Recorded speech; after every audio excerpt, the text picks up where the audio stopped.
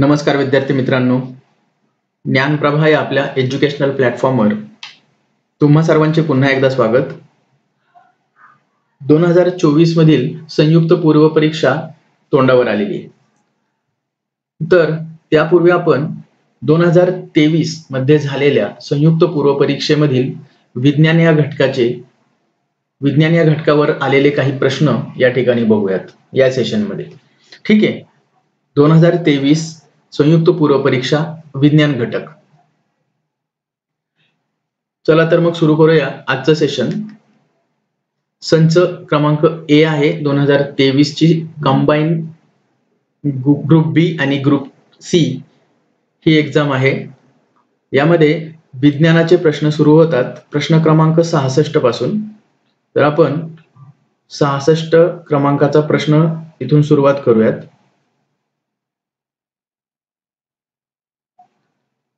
Okay,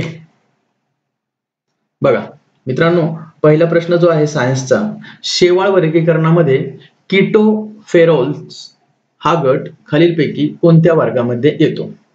ठीक आहे. प्रश्न शेवाळ वर्गीकरणावरती आहे आणि काय आहे कीटोफेरॉल्स म्हणजे आपल्याला शेवाळाचं क्लासिफिकेशन हे डिटेलमध्ये अभ्यास करण्याची गरज आहे. ठीक आहे. इथे बघा प्रश्न काय आहे, तर कीटोफेरॉल्स हे काय आहे, एक ऑर्डर आहे. ठीक आहे. तर आणि खाली ऑप्शन मध्ये डिव्हिजन्स दिलेले आहेत, जे क्लासिफिकेशन मध्ये फायलम, डिव्हिजन, ऑर्डर, क्लास हे जे हायरार्की आहे त्यामधील कोणत्या डिव्हिजन मध्ये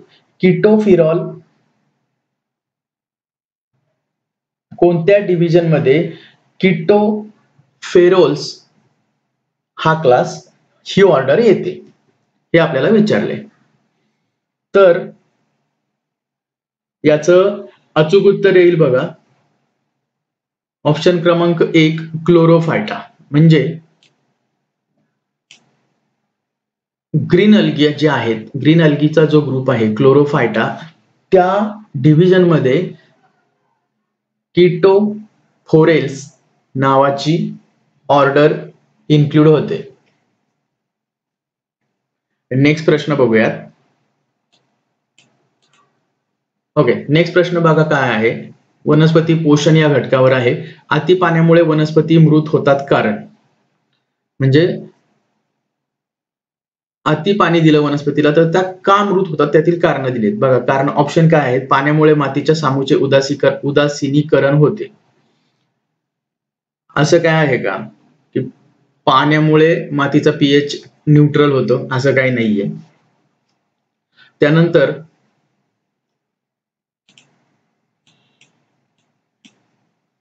मुळे ऑक्सिजन पासून वंचित होतात. मे बी पॉसिबल, असं होऊ शकतं.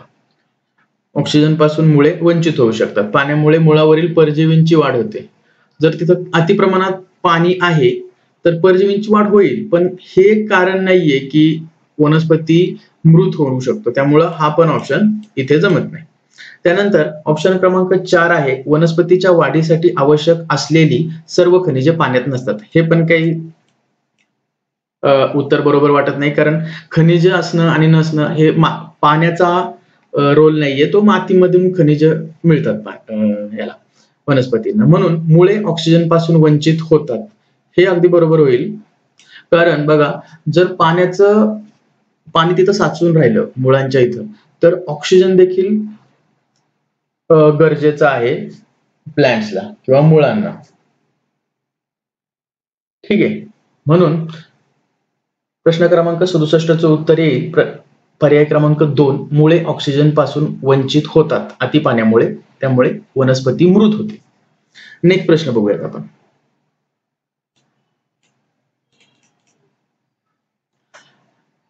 नेक्स्ट प्रश्न आहे, नायट्रोजन स्थिर करण्यासाठी खालीलपैकी कोणते शेवाळ जास्तीत जास्त उपयोगी आहे?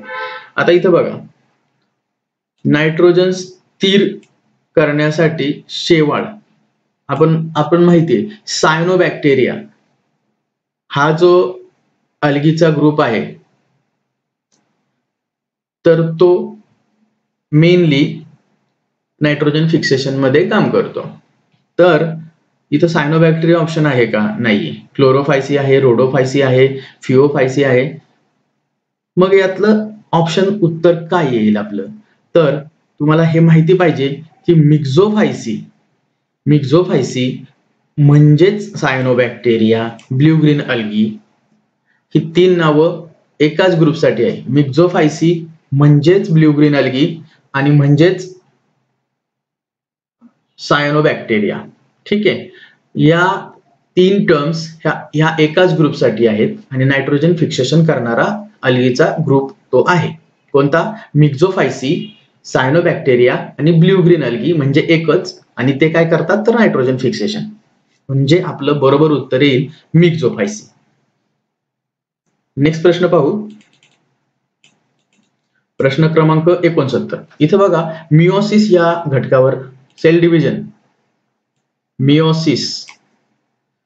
तर मिओसिस मधील जे टप्पे आहेत त्या टप्प्यांच्या क्रमावर प्रश्न आहे. मिओसिसच्या टप्प्यांचा योग्य क्रम कोणता आहे असा प्रश्न आहे.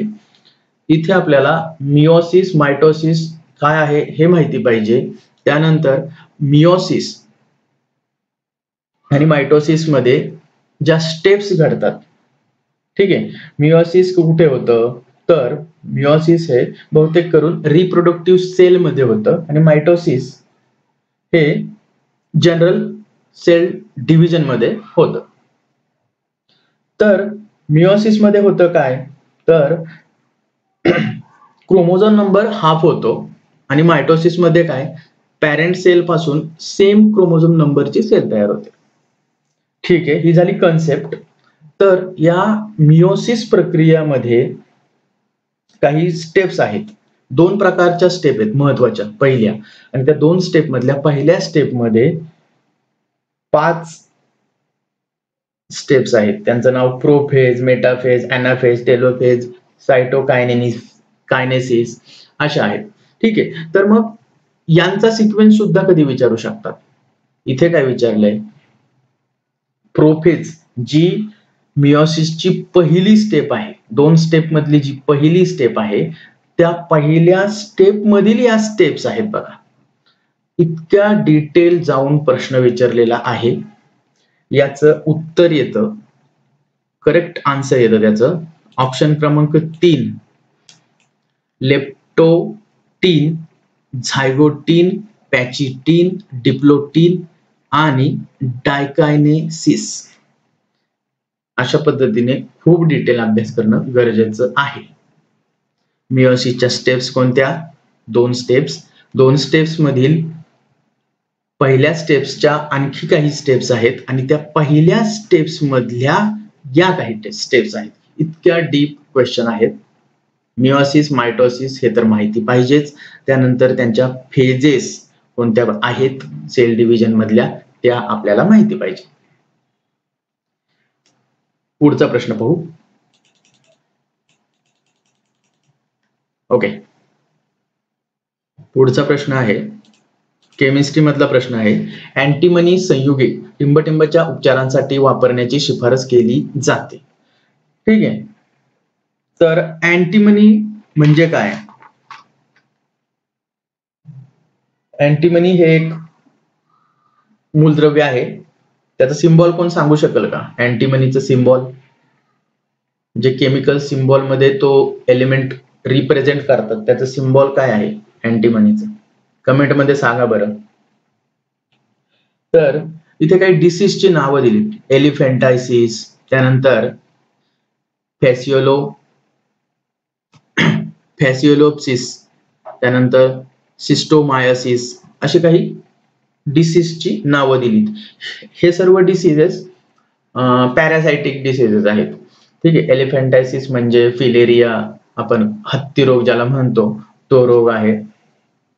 त्यानंतर सिस्टोमायसिस याला कॉमन नेम आहे स्नेल फिवर, आणि या स्नेल फिवर साठीच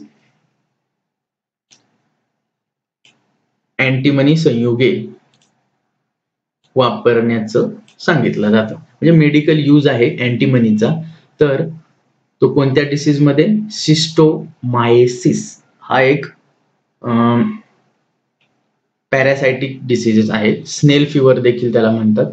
त्यानंतर हत्तीरोग, एलिफंटायसिस आणि दुसरा आहे फॅसिओलोसायसिस हा पण पॅरासायटिक डिसीज आहे. ठीक आहे. नेक्स्ट क्वेश्चन बघूयात आपण. Question number 71. साधारणपणे पोरीफेरामध्ये गॅमेट कशामुळे तयार होतात? इथे बघा पेरिफेरा. पेरिफेरा तर माहितीच पाहिजे आपल्याला, क्लासिफिकेशन ऑफ प्लांट त्यामधील एक ग्रुप आहे पेरिफेरा. पेरिफेराचं रिप्रोडक्शन कसं होतं? तर बहुतेक करून पेरिफेराचं रिप्रोडक्शन हे एसेक्शुअल पद्धतीने होतं. पण सेक्शुअल पद्धतीने ज्या वेळेस होतं त्यावेळेस कोणत्या सेल्स त्याच्या गॅमेट्स मध्ये रूपांतरित होतात ते इथे विचारले. साधारणपणे पेरिफेरामध्ये गॅमेट कशामुळे तयार होतात? ठीक आहे. बरं, याचं अचूक उत्तर येईल बघा आर्चिओसाइट्स. Option number 2 आर्चिओसाइट्स. तर आर्चिओसाइट्स या असे स्ट्रक्चर आहेत, अशा सेल्स आहेत त्या डायजेशन मध्ये, फूड ट्रान्सपोर्टेशन मध्ये आणि एक्सक्रिशन मध्ये सुद्धा इन्व्हॉल्व आहेत आणि काही वेळा ते गॅमेट फॉर्म करतात. म्हणजे आर्चिओसाइट्स या सेल्स आहेत त्या सेक्शुअल रिप्रोडक्शन साठी पेरिफेरामध्ये गॅमेट फॉर्म करतात. पुढे पाहू. पुढे ओके, परत एकदा फिजिक्सचा प्रश्न आहे बघा. Question number 72. तापमानातील प्रत्येक डिग्री सेल्सिअस 1 डिग्री सेल्सिअस वाढीसाठी हवेतील ध्वनीचा वेग किती सेंटीमीटर पर सेकंद वाढतो? बघा लक्षात घ्या, हवेतील ध्वनीचा वेग किती आहे? पहिला प्रश्न. तर तो आहे 346 मीटर पर सेकंद.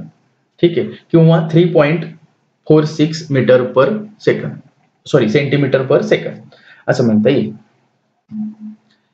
तर ज्या वेळेस टेम्परेचर हवेचं वाढेल त्यावेळेस ध्वनीचा वेग सुद्धा वाढतो आणि ज्यावेळेस टेम्परेचर कमी होतं त्यावेळेस ध्वनीचा वेग कमी होतो. हा तर सिंपल फंडा माहिती पाहिजे.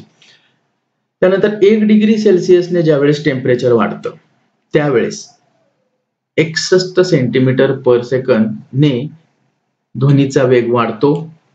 ही फॅक्ट आहे, ही लक्षात ठेवा. 1 डिग्री सेल्सिअसने टेम्परेचर वाढतं त्यावेळेस हवेतील ध्वनीचा वेग 61 सेंटीमीटर पर सेकंदने वाढतो. नेक्स्ट प्रश्न बघूयात आपण. Question number 73. विशिष्ट उष्णतेचे सीजीएस प्रणालीतील एकक टिंबटिंब हे आहे. पहिल्यांदा विशिष्ट उष्णता म्हणजे काय? तर विशिष्ट उष्णता म्हणजे quantity of heat required to raise the temperature of 1 gram of substance to 1 Celsius. म्हणजे 1 ग्रॅम जर सबस्टन्स असेल त्याचं 1 डिग्री सेल्सिअसने टेम्परेचर वाढवायचं असेल तर जेवढी उष्णता लागती त्या उष्णतेला विशिष्ट उष्णता असं म्हणतात. म्हणजे प्रत्येक पदार्थाची विशिष्ट उष्णता वेगवेगळी असणार. रेफरन्स म्हणून पाण्याची विशिष्ट उष्णता ही 1 कॅलरी पर ग्रॅम पर सेल्सिअस अशी मानली जाते. ओके, या ठिकाणी बघा विशिष्ट उष्णता. ठीक आहे, तर आपल्याला काय बघायचंय? विशिष्ट उष्णता. तर ही अशी उष्णता कशात मोजतात? कॅलरीज. अशी उष्णता 1 ग्रॅम सबस्टन्सच्या 1 डिग्री सेल्सिअसने टेम्परेचर वाढवण्याकरता असं हे एकक तयार होईल. म्हणून ऑप्शन क्रमांक 2 हे आपलं बरोबर उत्तर राहील, कॅलरीज पर ग्रॅम पर डिग्री सेल्सिअस. अशी एकक सुद्धा लक्षात घ्या. त्या टर्म्सच्या व्याख्येवरून सुद्धा आपल्याला एककाचा अंदाज लावता आला पाहिजे. सर्व एकक पाठ होणार नाहीतच, पण त्या कन्सेप्ट आपल्या क्लिअर असतील तर जरूर आपल्याला उत्तर शोधायला मदत होऊ शकते. ओके, पुढचा प्रश्न काय आहे बघा, प्रश्न क्रमांक 74. ऍक्च्युली हा प्रश्न कॅन्सल झालाय बरं का कॅन्सल झालाय तो पण सांगू आपण. विद्युत धारेने विद्युत रोधकात खर्च केलेली शक्ती कशाच्या प्रमाणात असते? ओके, कशाच्या प्रमाणात? विद्युत धारेने विद्युत रोधकात खर्च केलेली शक्ती कशाच्या प्रमाणात? ठीक आहे, तर इथे बघा, विद्युत रोधकातील विद्युत धारेचा वर्ग म्हणजे square of the current in the resistance, हे पण ऑप्शन बरोबर आहे. आणि square of the potential difference across it, म्हणजे दोन ऑप्शन क्रमांक 1 आणि ऑप्शन क्रमांक 4 बरोबर असल्या कारणाने हा प्रश्न आयोगाने कॅन्सल केलाय. ठीक आहे, लक्षात घ्या. पण विद्युत धारेने विद्युत रोधकात खर्च केलेली शक्ती कशाच्या प्रमाणात असते? तर ती square of the current in the resistance आणि square of the potential difference across it, हे लक्षात घ्या. ही एक कन्सेप्टच आहे की the power expended by a current in a resistance is proportional to square of the current in the resistance and square of potential difference across it. ठीक आहे, दोन्ही ऑप्शन बरोबर असल्यामुळे हा प्रश्न कॅन्सल केलाय. पुढे बघू, 75 नंबरचा प्रश्न आहे. पुन्हा बायोलॉजीवरचा प्रश्न आहे, मेडिकल रोगावरचा प्रश्न आहे. प्रश्न काय बघा, डांग्या खोकला हा आजार कोणत्या जीवाणूच्या संसर्गामुळे होतो? आता बघा, डांग्या खोकल्याला सरळ सरळ त्याचं नाव पर्टुसिस आहे हे जर माहिती असेल तर आपल्याला किती इझी जाईल आन्सर काढणं. डांग्या खोकला म्हणजेच पर्टुसिस, मग बोर्डोटेला पर्टुसिस हा त्याचा पॉझिटिव्ह एजंट बॅक्टेरिया आहे. ओके, म्हणून आपलं योग्य उत्तर येईल ऑप्शन क्रमांक 2, बोर्डोटेला पर्टुसिस. नेक्स्ट प्रश्न बघू. ओके, प्रश्न क्रमांक 76. खालीलपैकी कोणते जीवनसत्व ऑक्सिडेशन प्रतिबंधित करणारे म्हणजे अँटीऑक्सिडंट आहे? कोणते जीवनसत्व अँटीऑक्सिडंट आहे? तसं बघायला गेलं ना तर व्हिटॅमिन ए, व्हिटॅमिन ई आणि व्हिटॅमिन सी हे अँटीऑक्सिडंट आहेत. ठीक आहे, व्हिटॅमिन सी म्हणजे काय? कोण सांगेल का कमेंट मध्ये? व्हिटॅमिन सी चं केमिकल नाव काय? Vitamin C is called chemically as. या प्रश्नाचं उत्तर द्या बरं. म्हणजे व्हिटॅमिन ए पण बरोबर ऑप्शन आहे, पण आपल्याला जे आयोगाने आन्सर की मध्ये उत्तर दिलेले आहे ते फक्त व्हिटॅमिन ई ऑप्शन क्रमांक 3 हे अँटीऑक्सिडंट आहे असं दिलेलं आहे. आयोगाच्या पुढे जायचं नाही. प्रश्न क्रमांक 77 आहे. टिंबटिंब ही औषधे मध्यवर्ती मज्जासंस्था, पचनसंस्था यांच्यावरील संवेदी चेता, लक्षात घ्या इथं, संवेदी चेतातंतूच्या टोकावर बद्ध राहतात. म्हणजे अशी कोणती औषधं आहेत की ती कुठं बद्ध राहतात? म्हणजे काय, कुठं राहत असतात, कोणत्या रिसेप्टरला बाइंड करतात? तर इथे उल्लेख जर आहे संवेदी चेता तंतू असा उल्लेख आहे तर ते नक्कीच पेन किलर असणार बघा. ज्या वेळेस संवेदी चेतातंतू हा शब्द आला तर त्यावेळेस आपल्या लक्षात आलं पाहिजे की असं डिसीज, असं औषध, असं मेडिसिन कोणतं असू शकतं? तर ते पेन किलर असू शकतं. म्हणून ओपिओइड्स हे आपलं बरोबर उत्तर येईल. ठीक आहे, ओपिओइड्स हे पेन किलर आहेत.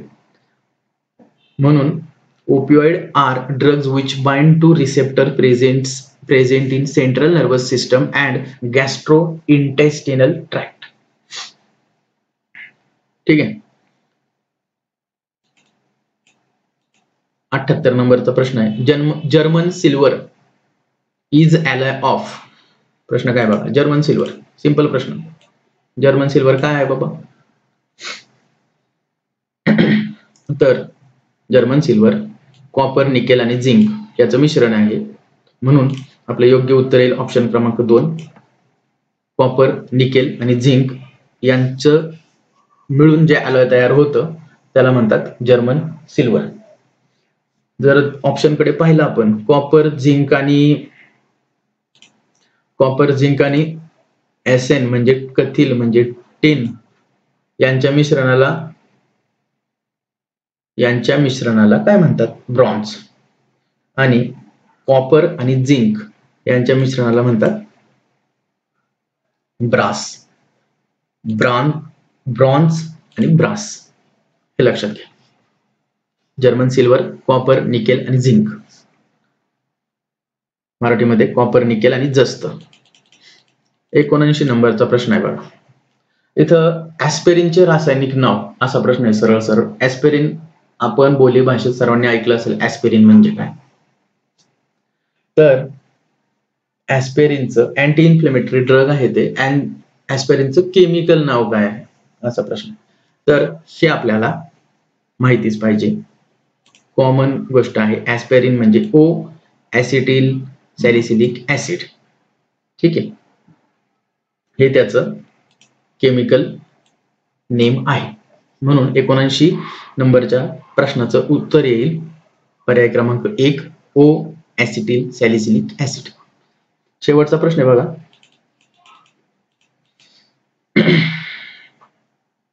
प्रश्न काय? केमिस्ट्री मधलाच प्रश्न आहे. कठीण आणि मृदू आम्ल, hard and soft acid he term कोणी दिली? तर या सायंटिस्टचं नाव माहिती पाहिजे आपल्याला. सायंटिस्टचं नाव आहे पियर्सन. ऑप्शन क्रमांक 3 हे आपलं योग्य उत्तर आहे. पियर्सन या शास्त्रज्ञाने हार्ड अँड सॉफ्ट ऍसिड अशी टर्म पहिल्यांदा मांडली. अशा पद्धतीने आपण 2023 मध्ये झालेल्या कंबाईन ग्रुप बी आणि ग्रुप सी या प्रश्नपत्रिकेमधील विज्ञान या घटकावर आलेल्या प्रश्नांचा आढावा बघितला. ठीक आहे. तर व्हिडिओ पाहिल्याबद्दल धन्यवाद मित्रांनो. व्हिडिओ आवडला असेल तर लाईक करा आणि तुमच्या काही शंका असेल तर कमेंट करा. जे काही 2 प्रश्न विचारले त्याची उत्तर सुद्धा कमेंट करा आणि आमच्या ज्ञानप्रभा या चॅनलला सपोर्ट करा, सबस्क्राईब करा. थँक्यू.